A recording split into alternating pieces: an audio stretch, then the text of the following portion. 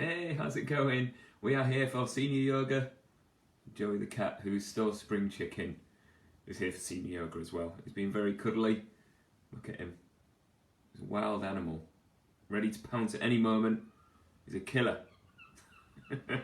Alright, so we've got some smart mobility lined up for you, looking at the health of your joints. It's called senior yoga just so that you know that I'm not going to put you into any positions that are going to put you in any danger. That being said, if you have any injuries, any niggles, we can work around it, hopefully. Unless it's something really fresh, really swollen, something really debilitating, then there's a way around it. We can work it out. There's other options.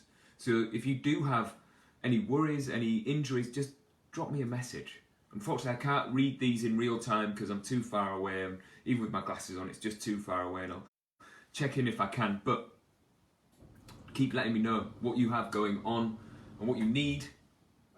We'll make it fit. We'll make it work best we can. So, a little bit of intro as well. So, I'm Ricky Stewart. I do a lot of stuff. A lot of different kinds of trainings. I dress up as Spider-Man. I teach people handstands. I teach people mobility. I do sports massage. I do cocktails. I do a lot of stuff. But my main training in terms of exercise is functional range conditioning. That is the thing that everything goes through an FRC lens. If you don't know about functional range conditioning, it is smart mobility. It looks at your body in a scientific way and looks at your joints individually and looks at the capacity of those joints to do work. And we try and improve on that work.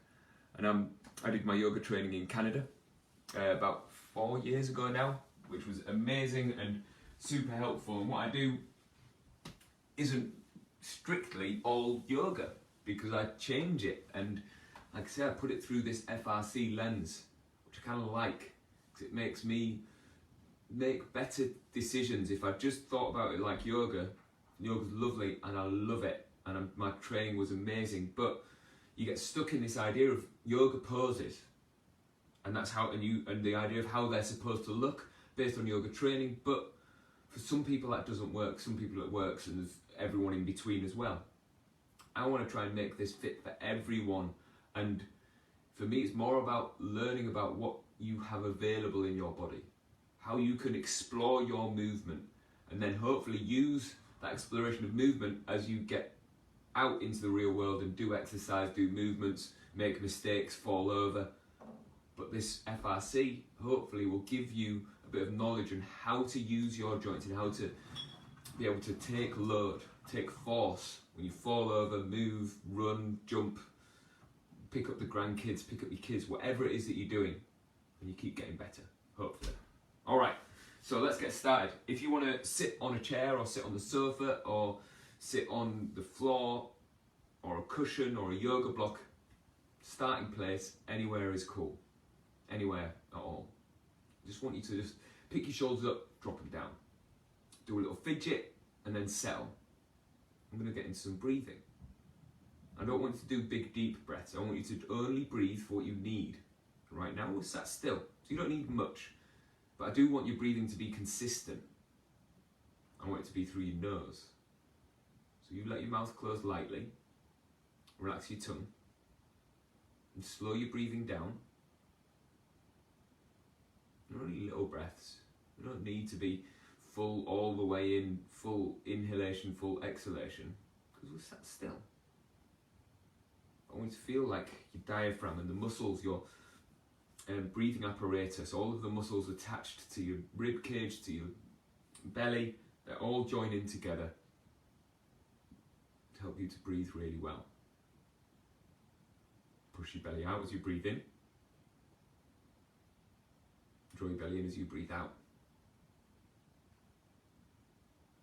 There's not much movement. That's it. And then, if we look at our spine first, you squeeze your rib cage down towards your hips on one side, rib cage down towards your hips on the other. And keep hinging from side to side. That's Joey the cat meowing at me. I think he wants out, but it's wet out, so he doesn't really want out. He just wants attention. It's alright. So, move slow, keep your mouth closed, breaths. That's it. Push your toes down and squeeze and squeeze and squeeze and squeeze. And think about this like you're clicking into end range. So you go click, click, click, and there's nothing in between. I want to see if I can teach you to get all of that stuff in between to be just as important. So cross your arms over your chest, and squeeze, squeeze, and see if you can learn how to tense your belly so that you can be strong at whatever kind of side bend you find your spine in.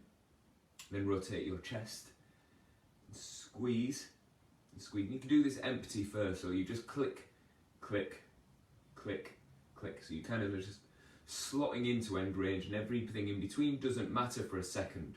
But we know that it really does matter. It's very important. So then start trying to tense your belly and squeeze a bit further, and squeeze a bit further. And work out how to breathe at the same time. And then let's take this further again. I want you to lean over to one side like this. So you're falling over towards your right side. You keep your feet kind of pushing into the floor a little bit. And then if you just think about this top elbow goes forwards, goes backwards. It's rotation. It's this shoulder goes forwards, goes backwards. You'll be able to hold this side bend and breathe a little bit. Try not to shrug your shoulders to see if you can keep your neck long. Breathe and move, breathe and move. And then go over to the other side. So you squeeze over to the other side, go forwards and backwards. And this top shoulder is the one. That's it. Keep holding.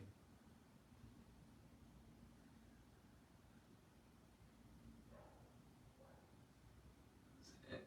See if you can get further and further and further. Yes. That's it.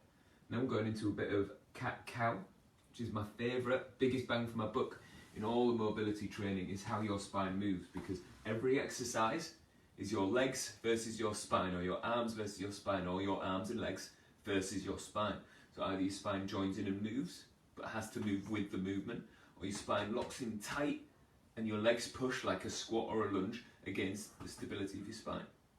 In your move, you cannot hold a steady, sturdy spine without articulation, without being able to move into the place where you're trying to hold strength. Okay, so if you bring your hands down and push your chest up, make this turtle back shape, try and spread your shoulder blades, tuck your chin, and then move lumbar spine first, so it's coccyx, and move one vertebra at a time to move up your back. Squeeze shoulder blades together, looking up. Tuck your chin, chest up, rib cage up, belly up, and lumbar spine. Coming down, back up. Then see if you can make this like an ab exercise, that you're trying to focus in on different muscles at different times. So let's hold our abs on tight by pulling your hands towards your knees first. Keep breathing. See if you can find just a little bit of tension in muscles in your belly. And then see if you can get the middle of your back to imagine lengthening this tissue right down either side of your spine, so it lengthens, lengthens, lengthens. And then you try and contract it, starting from lumbar spine. You try and squeeze spine as you pull shoulder blades together. Look up, tuck your chin, push chest up. Okay, and then let's start with some neck stuff. If your wrists are burning out, by the way, if you don't like having your wrists at this 90-degree angle, you can put your hands up on the sofa. So imagine like I'm facing into the sofa. I've got my hands like this on the sofa with my elbows down as well, like but facing the sofa this way, obviously.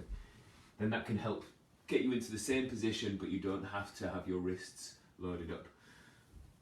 And try and pull your neck from side to side. And keep your face looking down. So, then see if you can pull your shoulders down away from your ears as you do this. That's it.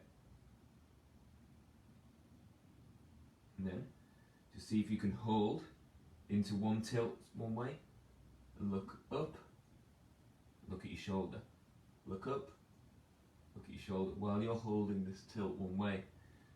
And things are different depending on which way gravity is pointing. That's it. No pain. You know, if it feels vulnerable, it is vulnerable, so take it easy and go the other way. Look at your shoulder, look up, look at your shoulder, look up. We're trying to show these muscles in your neck that they can do their job. They are good at their job. You've got to keep showing them, because otherwise they get a bit lazy, you get a bit weak. Because if you don't use it, you lose it in your body. Then we sit up. Let's go further into that neck stuff, so you can sit on the floor or sit on your chair or your sofa, whatever you want. I'm going to do the same again. I want you to really try and pull your shoulders down. So right now I've got my knees, my thighs are kind of parallel to the floor. I'm going to try and get my elbows to reach down to my thighs without kind of leaning forwards. And then, so make it so that you can see, if you were looking in the mirror, you'd be able to see your ears as you do this tilt. You're only going as far as you can, no pain. If anything's sore, it's too much. So if you only go like this, you've got to move slow so you don't get dizzy as well. Then I want you to see if you can look up. So go over to the side, look up, then look across, so you've got looking up, and then look at your shoulder, and look at your belly, and bring your neck across, around a big circle, and find end ranges all the way around. Don't get tricked by what your eyes can see. Try and feel what your neck is doing. You've got to move slow, you get dizzy. You're trying to feel every millimetre of this. You've got to go slow so you don't get dizzy. Keep your shoulders down. Try not to bring your shoulder up to meet your neck, because you're only trying to feel this. Okay, let's try the other way. Going round. Move slow. Show your neck that it can do the stuff. The reason why our necks perform badly or get so much tension is because you have eyes, and you have shoulders, and you have a spine, and you have a body that can all pick up the slack for what your neck is made to do and what's capable in your neck. So if you try and look behind you, you don't have to use just your neck and keep your chest facing this way. You can just look, and your neck kind of stays pretty set. If you don't ever lean over, your neck never has to hold you up this way. And if you sleep a certain way, then your neck gets like protected, it never has to hold you up, which is fine. But if you don't use it, you lose it. So if you're not using your neck, the muscles around here can't deal with doing something weird just once or twice in a day. If you do something weird that's not done in a while, those muscles tend to like get all tight and horrible and don't work quite as well. Okay, and then these muscles here, your trapezius, are a big part of how your neck works. So if we go to standing and pull your shoulders down and tense your bum. It's important that you tense your bum, because I want this stuff to stay really stable. Go shoulders forwards, shoulders up, shoulders back, shoulders down. Forwards, up, back, down. Keep your elbows straight. I expect a few little clicks, but we're trying to find end ranges here. Find end range. Get that you could not move any further because your skeleton's in the way, but your muscles can perform everywhere. And change direction. Shoulders up, forwards, down, back, up, forwards, down, back. Move slow. And last one. Yes. Then just check in with that and see how your neck feels. It should feel kind of nice, should feel kind of good. Right, then let's go down the body and look at our hips first. So if you go, point your foot forward and tense your bum on this standing leg. So this hip here is doing stability. I want you to go in, external rotation to internal rotation, external to internal. It's coming right from in here. If you hold onto where your femur goes into the hip joint, you should be able to feel muscles kind of tweaking and turning and controlling how this hip performs. So this is internal rotation as your knee points across your body, external rotation as your knee points out. And see if you can get any further. And this is practicing your balance as well. So even though this toe's on the floor, this other standing leg is holding you up. Let's see if you can hold it with a little bend in your knee. Tiny bend, so it's got a bit of a play either way. That's it. And then, when we go into this leg, we're going to practice that on this leg. And this gets kind of complicated, but it's important. What we just did was an open chain exercise, so there was no load on this leg that was articulating. I want you to put load on this leg, so you kind of lean into this leg, and this hip drops across, that's internal rotation, and then this hip opens out, external rotation, drops in, drops out, drops in, drops out. And feel all of these muscles around this hip. This back toe is on the floor, look, to keep you at balance. You can do this balancing like this, it gets a bit harder though. If you feel like you're good for it, you can practice and see. Because I want this hip to be able to take load and perform no matter where your foot lands. If you step weird, if it's slippy. I went up a mountain on Sunday. I kept noticing this hip having to perform in different shapes because it was uneven ground. It was really wet, really, really wet. Wettest I've ever been, I think. I don't think I've ever been rained on so much. The floor was slippy underfoot, especially on stones. So my hip had to keep catching me. And it's this kind of practice that kept me on my feet and stopped me from falling over. Yes, okay, that was a long time. Then just rest this out a second because this hip's kind of tired. It's got to do balancing now. This other foot points forwards, tense your bum on this standing leg. External rotation to internal rotation, external rotation to internal rotation. So when I talk about change of direction, that is for stuff like that. If you have to walk across uneven ground or if you just turning the corner, it doesn't mean that you're playing basketball and you've got to be able to do a quick turn of direction, although it's helpful for that. It's for everyday life. And change direction asks a lot of this hips rotation. That's it.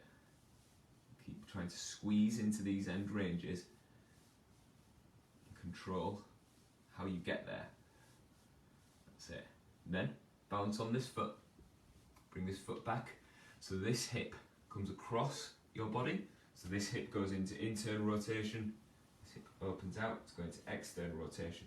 You can imagine your pelvis kind of turning as you move, and this leg, you're trying to keep it stable. I did a rubbish one then. Trying to stop my ankle helping by doing this. Look, when my knee starts coming across, that isn't it. This knee's trying to stay stable. I'm just trying to move the hip. If I hold on to my hip like this on both sides, I can kind of feel it a bit more. And with all of this training, I kind of need you to do it wrong a little bit, but I need you to notice that that isn't what you're after, and then you fix it. And then you understand how you can control all the different shapes that you get into. A couple more. Yes. And last one. Fantastic. Alright, so catching stability is key. Even if you throw a ball, which is a big full body movement, even if you've got one of those stick things that throws the ball for your dog and you just go like that, it's still a full body thing because it's your arm versus your spine versus your hips versus your legs versus your feet. It travels down the line. So I want you to be able to catch stability in your shoulder from everything that attaches to it all the way around, and there's a lot. So you've got trapezius, you've got chest, you've got latissimus dorsi, you've got your actual shoulder, your deltoid, everything involved in this shoulder. I want you to turn on as you bring your fist under your chin, bring this hand onto your rib cage, thumb on your sternum. And this is just to create a bit of tension. So you pull in tight and you make this fist heavy. and teach this shoulder how to turn everything on. You can make this electrical impulse in as you go up, overhead, and pull back, and then pull this fist back under your chin. And you're connecting to this shoulder as hard as you can. There's no leaking of energy. So if I go like this, look, I think you can see the difference. There's a leaking of energy there. I'm only using the directional stuff, the stuff that can just go up. I want you to be able to support this shoulder all around. So tense your chest, tense your latissimus dorsi, this back muscle here, tense your shoulder, tense your bicep, your tricep even, your forearm, everything connected is on.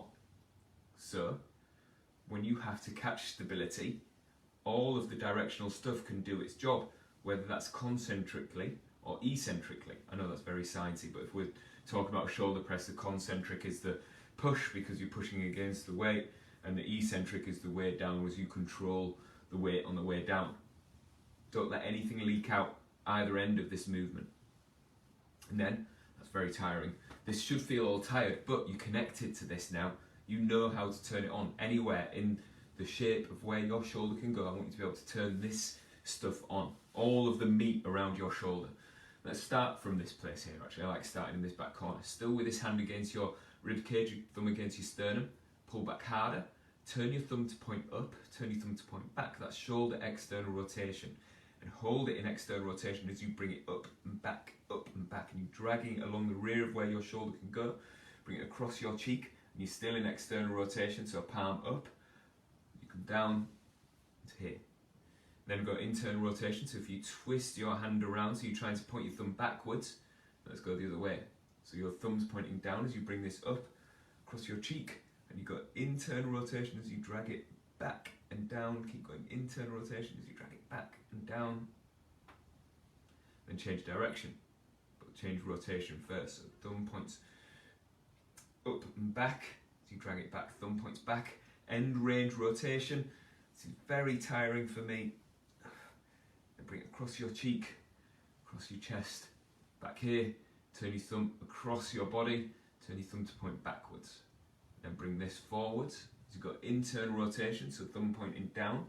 Bring it past your cheek. Make loads of tension as you get here. This is a corner. There's nowhere to go this way. There's nowhere to go backwards. You're jammed up in this corner as you drag it down and back. Try and point your thumb down.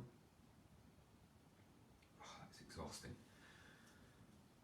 Then let's try this other side. So make this fist heavy and connect everything to your chest, to your shoulder, to your back muscles. So you push up and hold tension, pull down and hold tension. So, and this stuff relates to things like classic yoga poses like chaturanga, where you go from plank to belly to floor. You need to be able to hold tension in your shoulder, in your bicep, in your tricep, in your fingers, in your wrist. The whole system asks for stability. In your core even, and you're practicing that here. Don't let anything leak out. If it does a little judder, then you're learning. You're showing yourself, showing your central nervous system that can control more. Last one. Oh, it's so tiring. Bring it back. Okay, listen to these rotational commands. The commands of controlled articular rotations. Going external rotation first. So if you point your thumb out to the side of the room, and bring it back. Turn your thumb to point backwards as you bring it up and back, up and back. And then as you bring it across your cheek, your palm faces up. Bring it across and back. And then turn your thumb across your body and try and point it behind you. Try and point it down as your fist comes across your body. Bring it up. And your thumb points down and back. And create tension as you drag this back. Look how slow I'm going because my left arm's rubbish and I'm trying to do it really well. It takes so much effort. I can cheat and do it alright, but I want to do it better. I'm trying to learn. Turn your thumb to point back. Turn your thumb to point backwards more. External rotation, like this stuff is all reaching back. And bring it up, back, up, and back, up, and back. Bring it behind your ear, across your cheek, across your chest, palm faces forwards. then change direction. Thumb comes pointing down as you bring this across. Your shoulder is in internal rotation as you bring it up. Turn your thumb to point down more. I can't talk and do it even at the same time. Oh, there we go. That's shoulders and neck kind of done. Let's get into some actual stretchy stuff then. So if you sit on your sofa, I really like this hamstring stretch for me. You're sitting right on the edge of the sofa, you're almost falling off. Your bum's only just on it, then bring your leg up like this. If you're not on your sofa or you're doing this somewhere where you don't have a piece of furniture long enough to be able to do this, a bench or something like that can also work. You can do it on the floor. You just maybe sit on the floor with your foot like this and then stretch hamstring and then you fall off the sofa. But we're going to sit like this on the sofa just because I like it. You can even sit on a chair and have your foot on another chair. That also works. If that's your setup, that's cool. I like this knee to not be totally locked out. Like it to just be kind of straight. Like you can kind of see I could be straighter, but it's not particularly bent either. And then we hinge forwards and you use whatever you want. So if you want to use a strap, you could hold a belt around your foot, you could hold it onto your leg, but really I want your sternum to drop right in between your knees here. Kind of pull it forwards, and I wanted you to understand where your spine goes. If you just do a hamstring stretch like this, I'm really just asking my back to be able to curl around, which is fine because it's a thing that your back can do, but I'm looking at focusing on just this stuff here, this hamstring stuff, the back of your thigh. So when I sit up a bit taller, I'm trying to concentrate on what the meat feels like, what the tissue feels like, so I can change what's happening in my leg and not what's happening in my spine. I'm in control of that. So I'm trying to lengthen my spine up as I hinge forwards. You can even look at your neck stuff while you do this. And maybe keep moving your neck around and just see if you can teach that neck that it's capable of all the jobs that your neck is capable of, no matter what is going on elsewhere in your body. So remember, the more you use a joint, the better it'll be. As long as you're showing it lots of different shapes.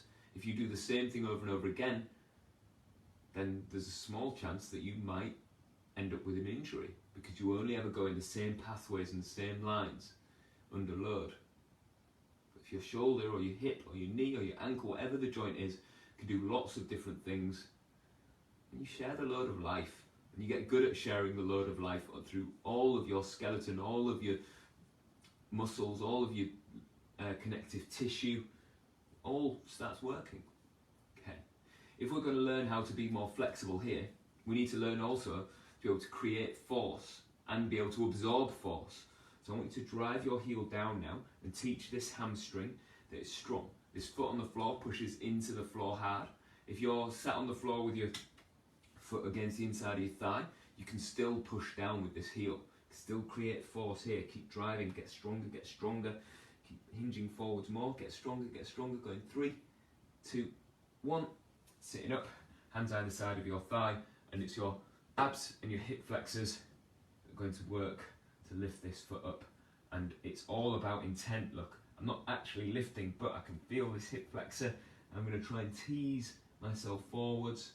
Keep lifting, going 3, 2, 1, and then hinge and explore this. Maybe drop nose towards your knee, maybe drop nose towards your other knee, and feel that hamstring stretch and kind of understand that you have made yourself a little bit more flexible there. Come, then swap your legs, coming out. There's too many cushions on this chair, it's ridiculous. Right, sitting on your sofa, let's play around with this again. Let's get all of the positions just right. Sit up tall. See how this knee's kind of a bit too much bent. I can barely even find a hamstring stretch when I go because I've given it too much space. I'm going to try and straighten it a bit, but it's not locked out. For me, holding onto my foot like this is ideal, but I'm kind of flexible. If you're not reaching that far, maybe just holding your shin, holding your leg, wherever your hands want to go that you feel like you can help. Even here is kind of good, pulling the seat of the sofa up into my bum.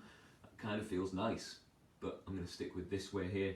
I'm resting my elbow here so that I'm not trying to stretch my spine over in a big curve over.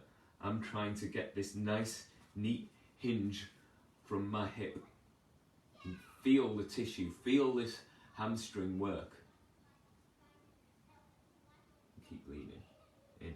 I like it with the sternum right in between my knees, but I will also be quite happy to explore it as well and see where else I can go. As long as this tissue is getting stretched here, I'm showing myself the biggest repertoire of movement and mobility that I can.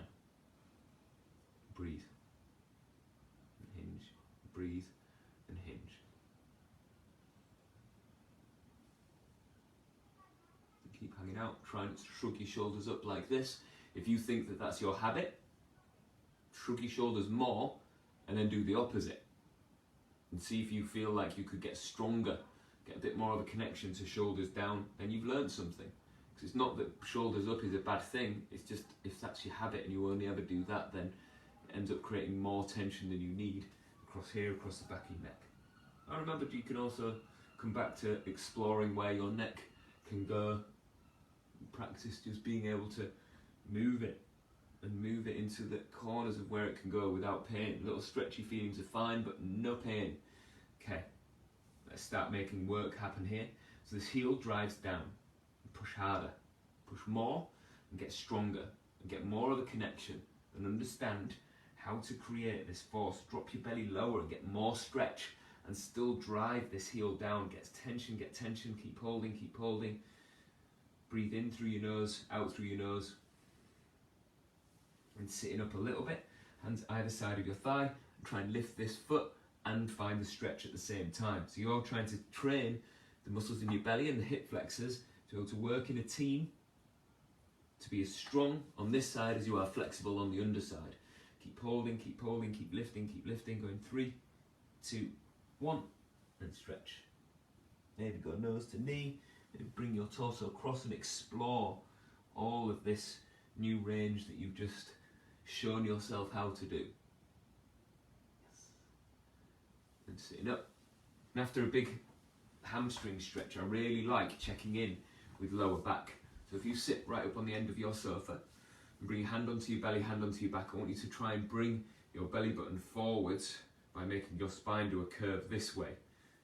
And then try and pull your belly button back and try and touch your coccyx down towards the chair, then back and forwards, back and forwards. And just see if you can get a little bit more movement just into lumbar spine. You should be able to feel it with this hand here and hand on your lower back. Breathe. That's it. Cool. Nice. Okay. Then let's have a little look back at this internal external rotation. So I want to pick one foot up, pick up your right knee, bring your hands wide on your sofa and push down. You can still do this sat on the floor, except you might need to straighten this leg out to be able to lift it up. Whatever you can do to get this up. Then do a pendulum swing like this. You're trying to find end ranges.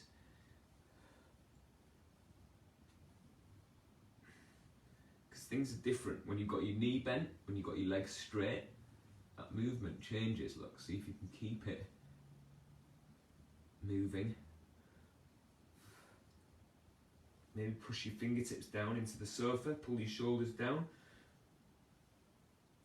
Come on. My internal rotation, that I could do with a little bit more, tiny bit more. External rotation is pretty good. So it's trying to go knee down, foot up is what I'm after here. I'm trying to earn all of that stuff. Oh, it's tiring. Okay, into this other leg. So fingertips push, hold yourself up. Internal, external rotation.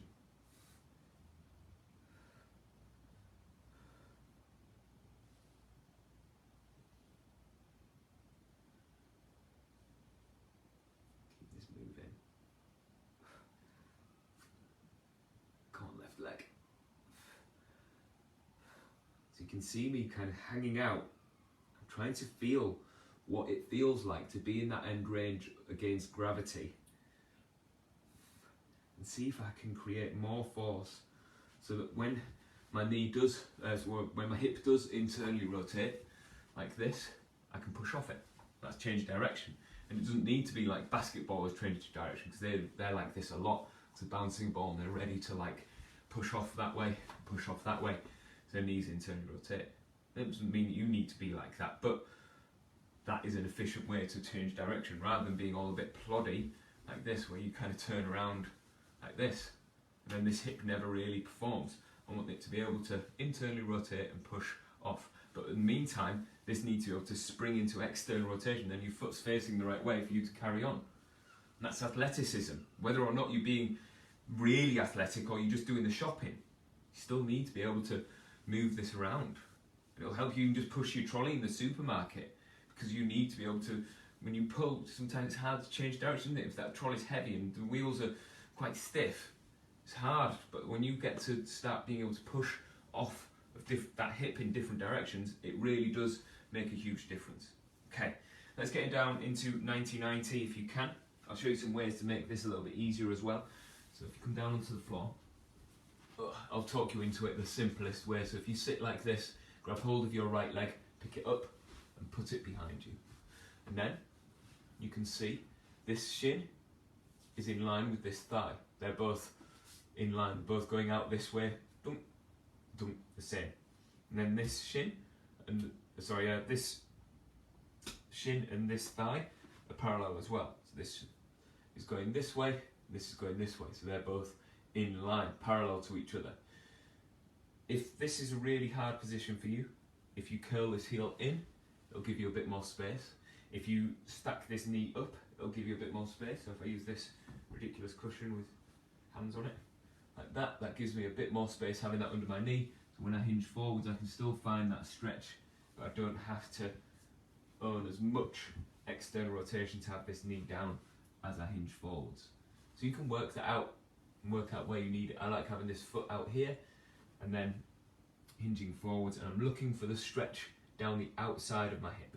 And this is the same as pigeon stretch. So if you see pigeon stretch, just like this, it's like king pigeon, lion pigeon, they're the same, but I get a bit more maneuverability being in 90-90, because I feel like I can find more shapes, and that's what I want. I want a big map of movement. So if you bring your belly down, I want you to bring your sternum towards your foot. So you try and drop your chest towards your foot. It's never getting that close. You drop your belly as low as you can. You just breathe where you need to. Try and feel this passive stretch. It's only passive, so you're only stretching by the weight of your body coming down. You're not fighting against it or anything like that. If you've come for you can bring your elbows down like this, which kind of works for me. If you feel like you want to challenge yourself more, I'm probably better really having my hands down and trying to keep myself pinned into the best stretch, the place where I feel like I'm learning the most. So it's not the easiest, but it doesn't feel like the end of the world either. It's just a stretch. That's all it needs to be right now. And in a second I'll teach you how to create force while your hip is in external rotation, so that hip can perform better. Breathe, lengthen, then start pushing this knee and pushing this ankle down, and load it up and push harder. Keep dropping lower and push harder. Keep pushing more and drop lower. Relax your jaw a little bit.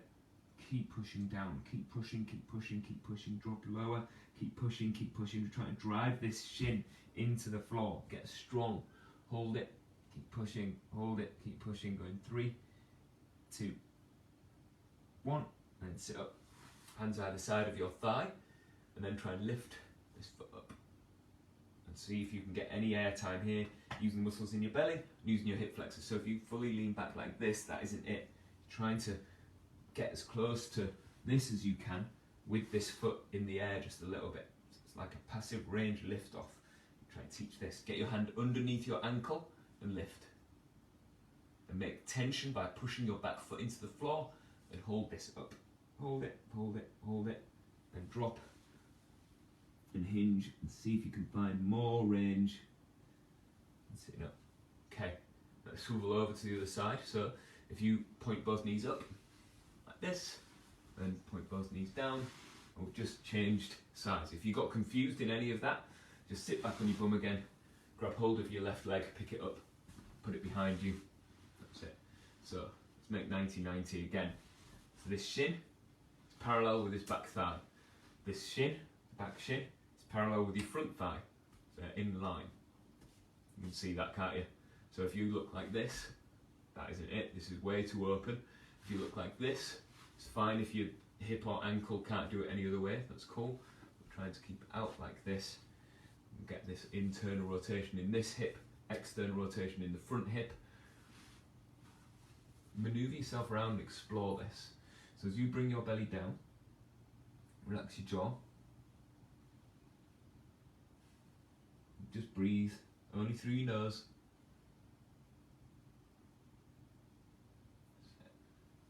Keep exploring this. This hip is definitely tighter for me. It's tough. Keep hinging. Keep hinging. Keep pulling your torso towards front foot. Bring elbows down.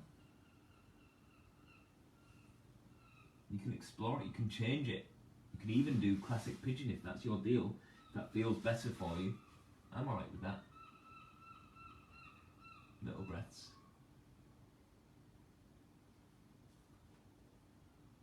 That's it. Keep holding, keep holding. Shoulders down away from ears. Okay. Start making some tension here. So push this shin down and load it up. So you should be able to feel like you can create some force with this hip in this shape. But what we're also doing is proprioceptive neuromuscular facilitation. You all know what that is. It means that you're telling your central nervous system that this muscle is under tension while it's being stretched, and your central nervous system will be like, oh, alright, you can have more range. You can have a little bit more flexibility in that hip, because it's got under force and it's being stretched. I don't want it to snap because it's under so much force and there's no give. Tell you what, we'll give you a bit more mobility. You keep pushing, keep pushing, keep pushing, keep pushing. And sit up a little bit, hands either side of your thigh. You've got to create force with this back leg to be able to lift this front foot. And get your hand underneath it, pick it up and own this stuff. Own it, own it, own it. So you take your hand away. Picking this up as high as you can, making this hip flexor, making your abs work. And 3, 2, 1, drop down and stretch again. That's it. That's cool. And then coming back up onto all fours. In fact, we'll do this with forearms down just to give your wrists a little rest. So push your chest up and try and pick your belly button up. And you're going to try and only move your coccyx and lumbar spine and come back into this. So it's only coccyx, lumbar spine and back up. And you can see my whole pelvis tilting. See if you can do this with your heels together and push your heels together so that your bum tense. Down, back up, down, back up.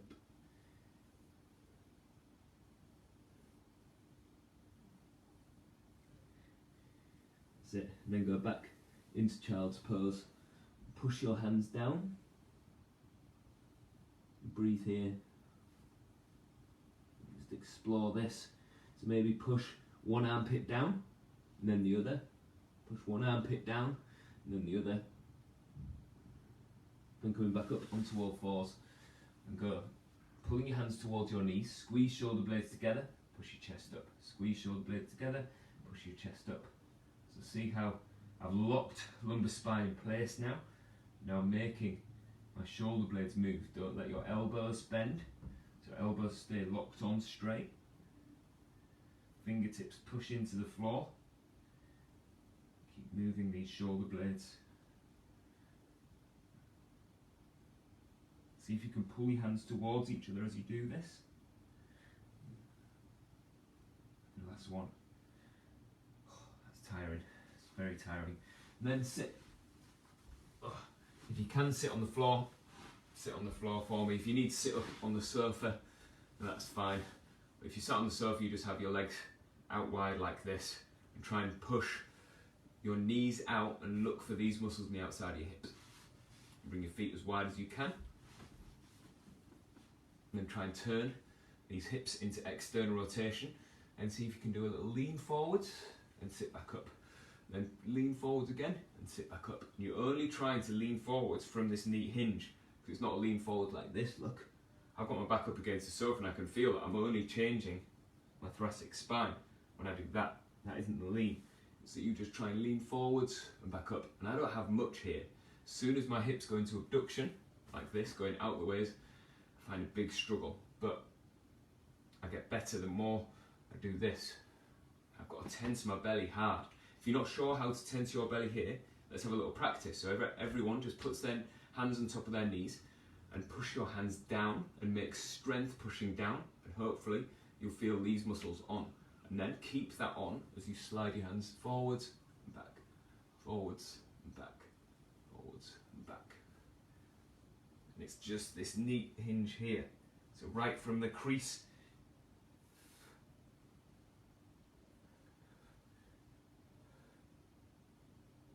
just going a couple more.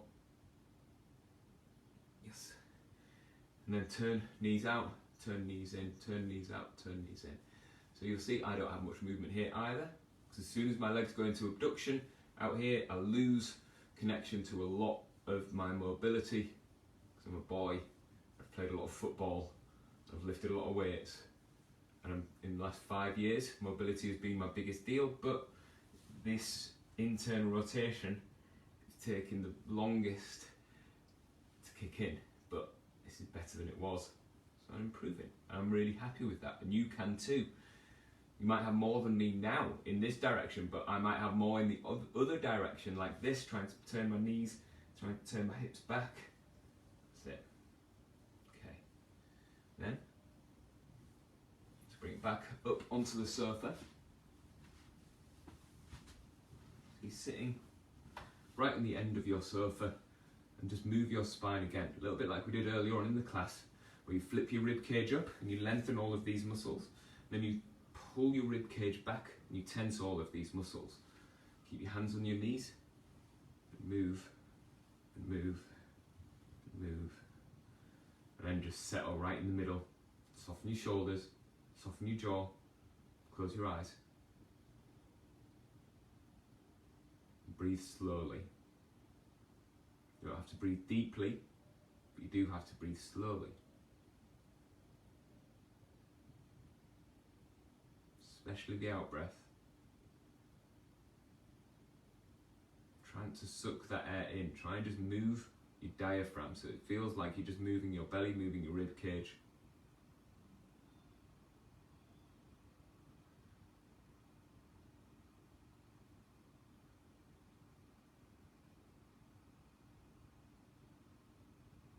Keep moving slow.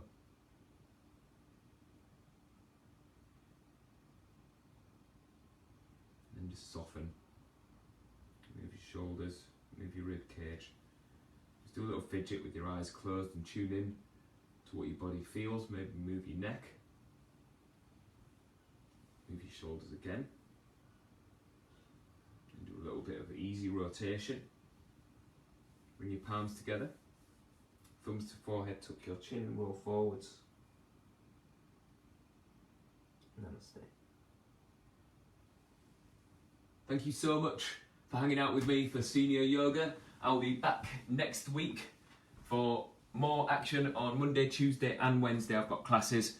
I do rest-based training on a Monday, calisthenic skills on a Tuesday, senior yoga on a Wednesday, and also on Saturday I'm covering Will's Wise Words. This Saturday coming, so in a few days, I'm talking about diet and how to diet when you don't use MyFitnessPal. Spoiler alert. You should use MyFitnessPal, it's really good. But if you don't use it, if it makes you kick off, if it plays around with your mental health, there's other ways, and I'm going to talk about those other ways while maybe telling you best ways to use MyFitnessPal where you don't use it like every single day. Some people don't like that. I don't like it particularly. I like to be able to make choices, and I'll help you with that. So on Saturday at 4 p.m, I will hopefully see you there, and we can have a little chat about food and nutrition and what you eat and ways that I can maybe help you to get into a better mind space about dieting, and whether you're dieting at all, or whether you should be dieting, or whether you should be just trying to eat like a good human that fuels what you do with foods that suit you. And we're all different. I can't just tell you what I eat. It's what I eat. It's not what you eat, and that's fine. So I'll see you then. Thank you so much, everyone. Thanks, Jan. I will see you soon. Bye.